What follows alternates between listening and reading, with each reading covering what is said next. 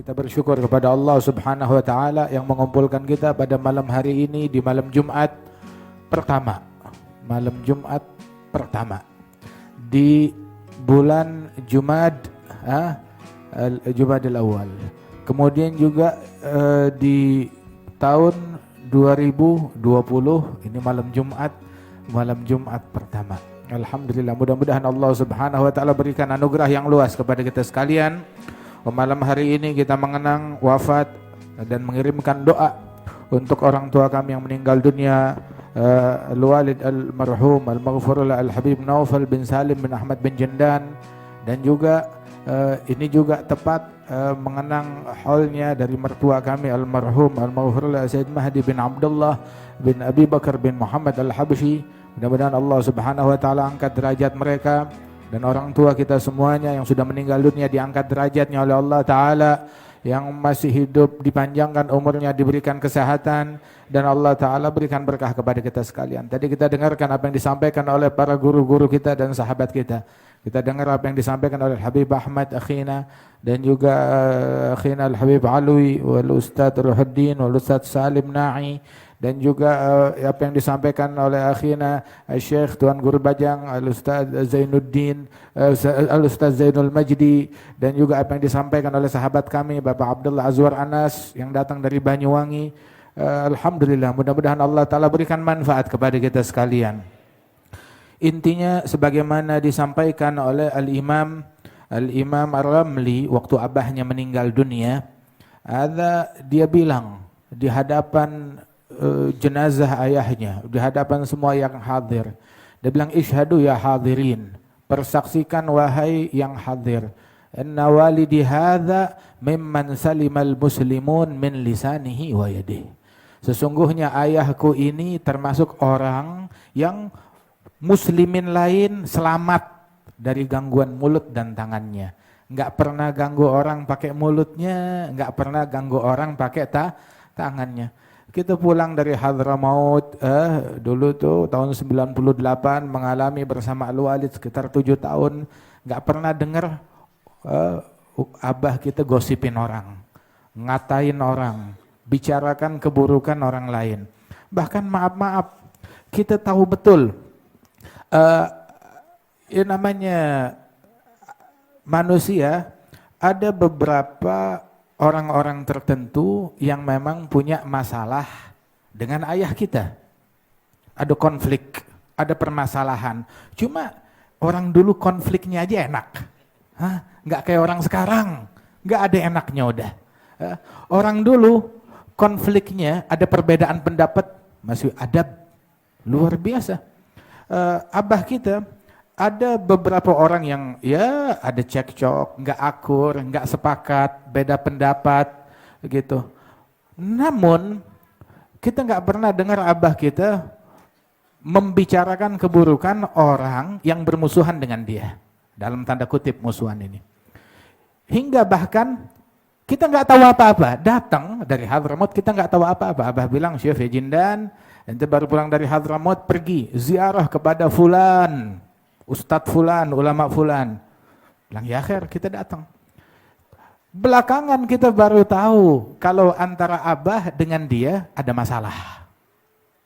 Tapi abah kita bilang, "Ente ziarah, tengokin dia, ziarah, sampaikan salam abah." Begitu. Dan bukan cuma itu aja, ada beberapa orang yang abah kita suruh datang kepada mereka. Bahkan kita dulu tuh sebelum ketika nyampe, sebelum Habib Umar bin Hafidh 1 minggu kita datang. Habib Umar maksudnya minta kita aturkan acara beliau di sini. Abah kita bilang, aturkan acara Habib Umar ke rumahnya fulan. Yang mana belakangan kita baru tahu antara abah dengan dia itu terjadi pertentangan. Tapi abah bilang, biar Habib Umar datang, hadir, datang ke sekolahnya, ke madrasahnya. Masya Allah, kagak ada dendam, gak ada benci. Gak kayak sekarang. Kalau udah beda pendapat sama orang, ada perbedaan prinsip, beda pendapat sama orang, musuh dunia akhirat. Begitu.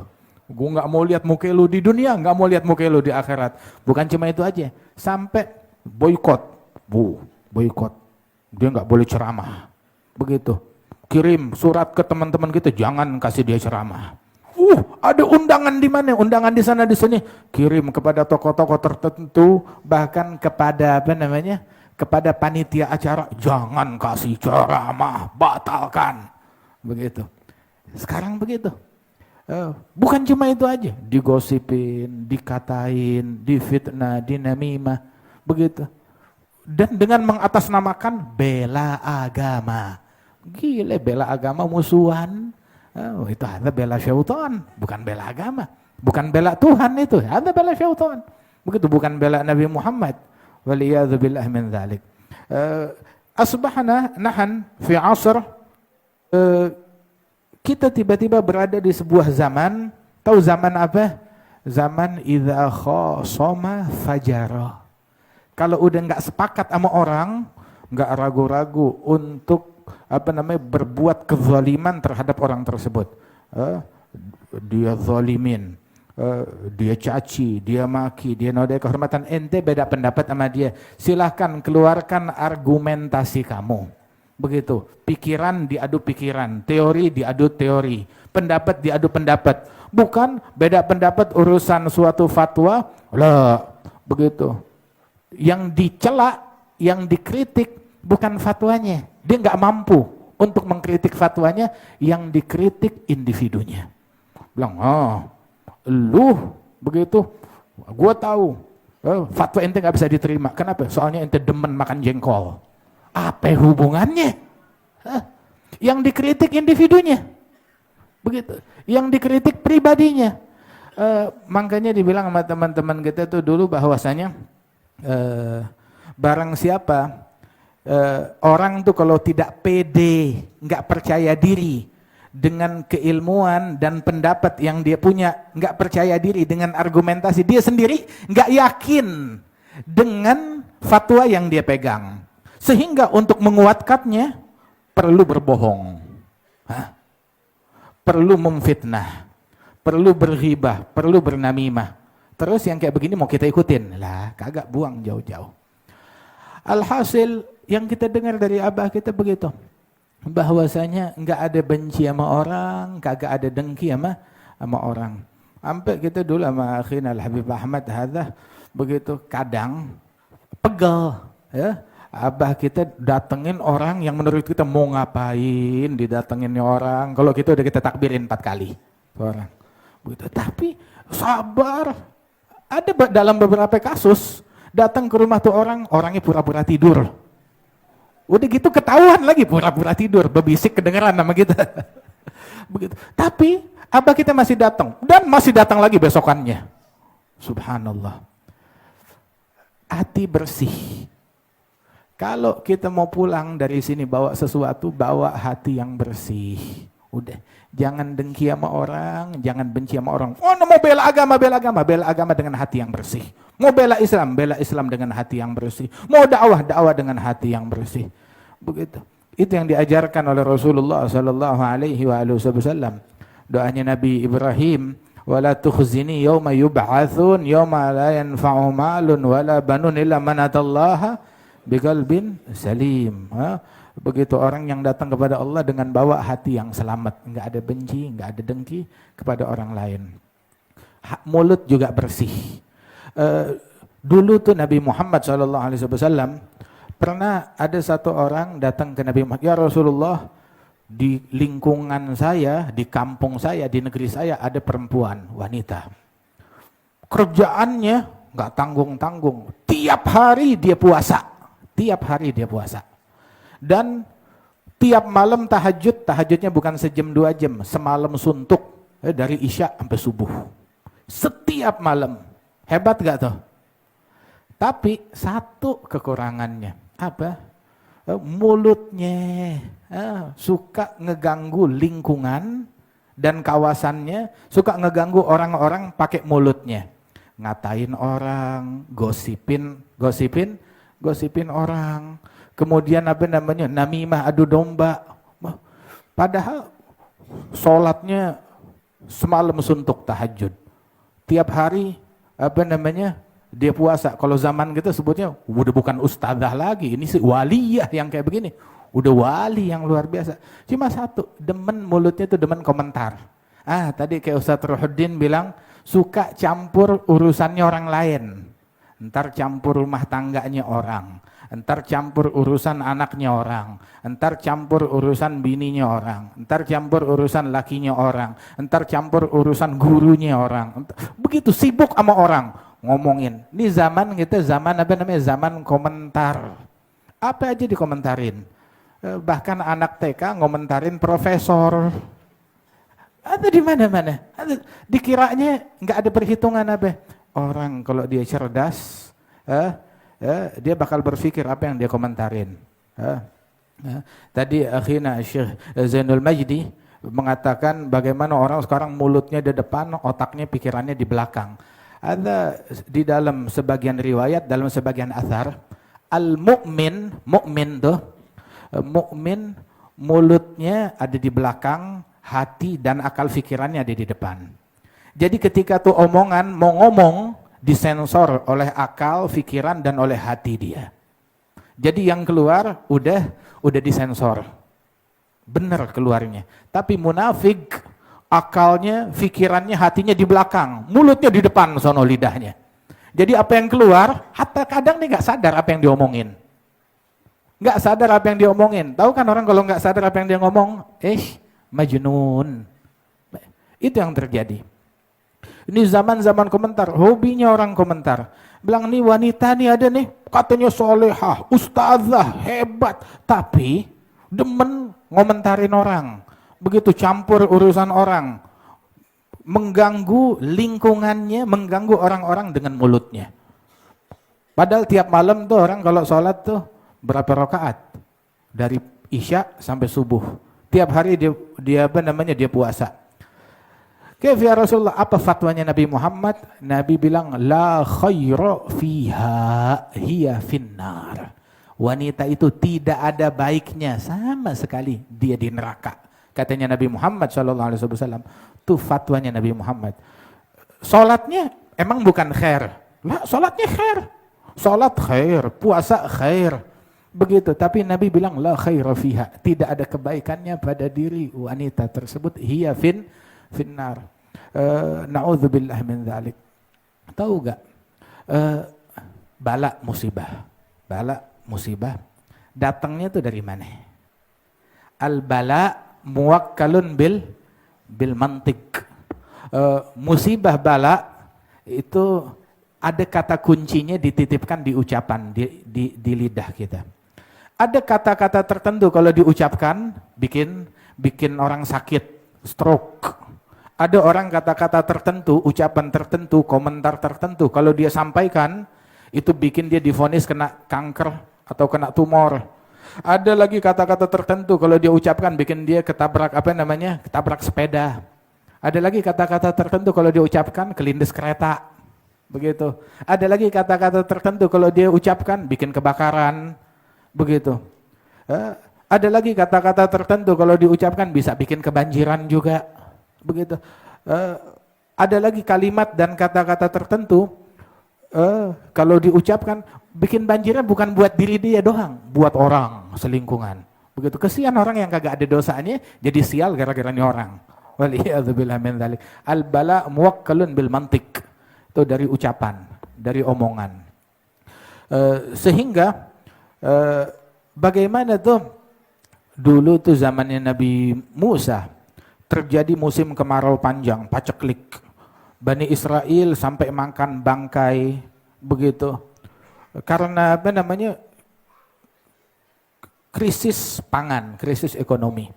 Akhirnya Nabi Musa kumpulkan, ayo kita ngumpul semuanya wahai Bani Israel, kita sholat istisqa, minta hujan kepada Allah Ta'ala. Minta agar Allah berikan pertolongan. Doa Nabi Musa kagak dikabulin. Bikin acara lagi, kumpul, doa lagi, kagak dikabulin. Sampai 3 kali enggak dikabulin, bilang, ya Rabb, berkali-kali kita ngumpul, minta dikasih solusi, turunin hujan, enggak diberikan. Apa masalah kita? Kalau ente tanya masalahnya begini, bagaimana saya mau kabulin doa kamu? Ya, kalau di antara kaummu ada satu orang yang tukang namimah, tukang adu domba, tukang provokasi, bawa omongan begitu untuk memecah belah antara orang lain. Gara-gara omongan dia begitu, yang ini jadi ribut, saudara sama saudara ribut, bapak sama anak ribut, suami istri ribut, begitu tetangga jadi ribut, begitu. Nah, provokasi hada namimah, namam. Itu bagaimana mau dikabulkan kalau di situ ada orang yang tukang adu domba? Maka Nabi Musa bilang, siapa orangnya? Biar saya usir.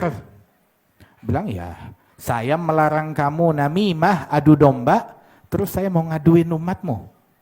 Begitu, enggak. Saya melarang sesuatu dan saya tidak akan melakukan hal tersebut. Maka Nabi Musa pikir cari akal, habis gimana? Ya udah gini deh, kumpul lagi semua. Nih kita sekarang dapat bala musibah gara-gara satu orang. Satu orang yang tukang namimah, tukang adu domba, tukang provokasi. Ayo kita semuanya istighfar, taubat kepada Allah Ta'ala. Udah semuanya istighfar, taubat. Baru istighfar, turun hujan saat itu juga. Masya Allah. Gara-gara satu, semua sial. Nah sekarang kita ada berapa orang yang tukang namimah di barisan kita? Di barisan umat Islam berapa orang yang tukang adu domba? Tahu gak? An-namimah, ada provokasi. Itu biasanya orang yang itu watak dan perangai anak haram. Maaf. Yang suka namimah, adu domba dan provokasi, ini sikap ini adalah sikap watak dan perangai anak haram, anak zina. Waliyadzubillah min dzalik. Kata siapa? Ahli tafsir yang bilang begitu di dalam Al-Qur'an. Allah Ta'ala berfirman, hammazim masya'im binamim manna'in lil khairi mu'tadin athim utullim ba'da dzalika zanim. Begitu, hadi isyarah yang suka namimah, begitu ada tergolong daripada itu anak haram, waliyadzubillah min dzalik. Hati-hati daripada perangai ini. Amatu azabil qabr, mayoritas siksa kubur. Itu satu dari apa namanya adamul istibra minal baul, ketika dia buang air kecil tidak memastikan kalau air seninya udah tuntas begitu, hingga akhirnya netes lagi, najis lagi. Itu satu. Dan yang kedua, mayoritas siksa kubur adalah dari namimah. Dari namimah, adu domba. Ente dengar sesuatu, ya khalas, begitu. Enggak semua yang kita dengar harus kita sampaikan. Enggak semua yang kita tahu harus kita sampaikan. Terus gue, lah, saya mau menolong. Saya mau membantu. Saya mau memperbaiki. Memperbaiki dengan namimah, otak ente di mana? Weh naglak. Memperbaiki dari besok-besok ada orang megang botol bir, botol minuman keras. Saya membela agama dengan minum-minuman keras. Kalau saya nggak beli, begitu, bagaimana dia dapat rezeki? Jadi akal-akalan. Besok lagi bilang, saya membela agama dengan mencuri. Saya membela agama dengan ngegarong, dengan ngambil motornya orang. Hal haram. Begitu juga bohong haram, ghibah, gosip haram, zina haram, namimah, provokasi, adu domba juga haram. Jaga mulut kita. Inna rajul la yatakallam bi kalimah. Kadang orang tuh ngomong satu kata. La yulgi lahabalan. Kalimat yang dimurkai oleh Allah. Satu kata yang dia mungkin anggap itu enteng, ringan, kecil. Mungkin dia sendiri lupa. Saking ringannya, oh iya sih, masa saya ngomong gitu? Mungkin dia nggak ngeh. Satu kata dia ngomong, gara-gara satu kata tersebut, tahu dampaknya apa? Dampaknya dia masuk ke dalam neraka, dilempar ke jurang api neraka, sab'ina kharifan, 70 tahun belum sampai ke dasar. Yahwi biha fi ga'ri jahannam sab'ina kharifa. Dia terombang-ambing, melayang-layang di jurang neraka 70 tahun belum nyampe ke dasarnya. Pertanyaannya, disebut 70 tahun belum nyampe ke dasar. Artinya nyampe ke dasarnya ya 70 tahun lewat sehari, 70 tahun lewat 2 hari, enggak jadi masalah. Cuma yang jadi masalah, ente sekarang kalau lempar koin atau lempar batu dari atas sumur nyampe ke bawah 2 detik baru nyampe, dalam. Lempar dari atas jurang semenit baru nyampe. Lempar dari pesawat terbang 2-3 menit baru nyampe. Kalau setahun baru nyampe, tinggi banget kan? Kalau 70 tahun belum nyampe ke dasar. Pertanyaannya, gimana cara keluarnya dari itu neraka? Gimana? Kapan dia keluarnya? Waliyadzubillah min dzalik. Alhasil, jadilah kita orang yang bijaksana, yang bersihadah, ambil pelajaran dari salaf kita, dari guru-guru kita, Enggak ada pun di antara mereka, alhamdulillah, orang tua kita, guru-guru kita enggak pernah dengar kata-kata yang kotor keluar dari mulut mereka. Begitu. Enggak pernah mendengar namimah atau ghibah dari mulut mereka. Alhamdulillah, di antara guru-guru kita yang seumur hidupnya enggak pernah ninggalin sholat jamaah. Di antara guru-guru kita yang seumur hidupnya enggak pernah ninggalin tahajud dan qiyamul lail. Wa katsir minhum. Masya Allah, teladanin mereka, ikuti mereka ya dalam kebersihan hati dan istiqomah. Istiqomah dalam lidah. Orang kalau udah lidahnya istiqomah, ntar yang lain ngikut. Tapi kalau udah lidahnya bengkok, lidahnya khianat, anggota tubuh yang lain juga semuanya bakalan khianat. Mudah-mudahan Allah Subhanahu wa taala berikan berkat kepada kita sekalian. Ya Allah taala angkat derajat orang tua kita, dan Allah Subhanahu wa taala insyaallah berikan taufik dan hidayat dan bimbingan kepada kita sekalian.